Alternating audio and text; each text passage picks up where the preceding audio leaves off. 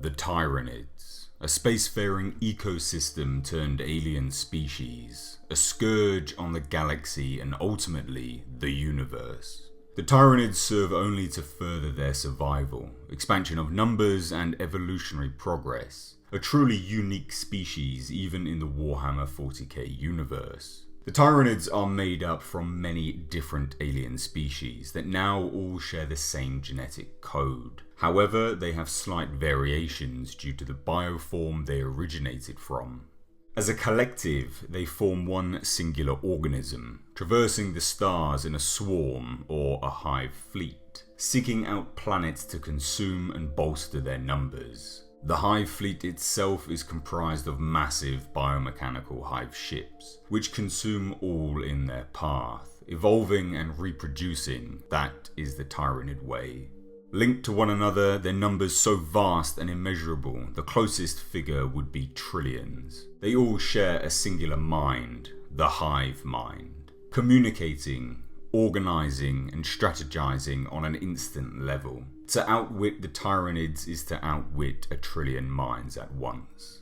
They rely heavily on their numbers when it comes to battle and war, overwhelming their opponents with force and quantity. Though don't be mistaken, each Tyranid is a truly menacing foe to behold, and though they rely on numbers, they are battle-ready, ferocious monsters. In doing so, they will reproduce in number, and the snowball effect of overwhelm, consume, reproduce begins. The Norn Queen of a hive fleet is the most important Tyranid within that unit. They must be protected at all costs. Their survival quite literally ensures the survival of the hive fleet itself. As without the Norn Queen, that hive fleet becomes a limp appendage to the hive mind. They become unable to reproduce any more Tyranids, and thus their numbers would dwindle in battle. It also renders the biomass that would have been captured useless. As such, the Norn Queen is found central to the hive fleet within a heavily fortified and extremely well defended hive ship. The beauty of the Tyranids is they do not do this for hate, for revenge, or even for territorial gain. The Tyranids must feed, they must consume, and they must reproduce. If they fail to do so, they will die, which gives them an incredible level of conviction, whilst also not having any. They simply are. They are a force of nature.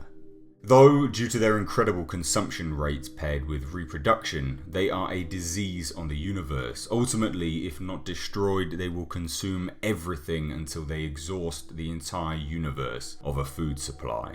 And the precise mechanism by which they consume a planet, conquering it and destroying it, could be argued to be a work of art.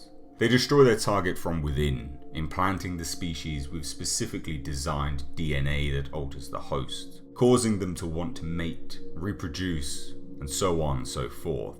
Until they are in the millions, each hybrid creature is now linked to one another, a psychic bond.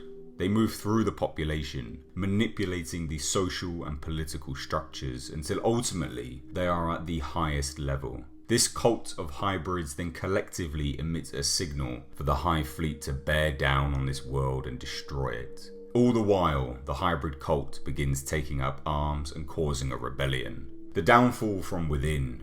Numbers are everything to the Tyranids, and they are near endless.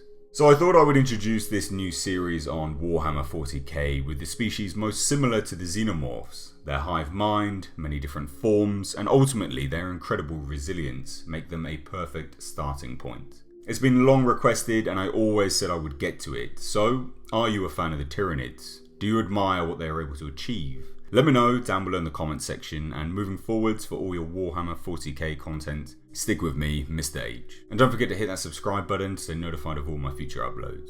If you did enjoy this video, then please consider leaving a like, as it does help the channel out. I've been Mr. H, and until next time, I'll catch you in the comments section.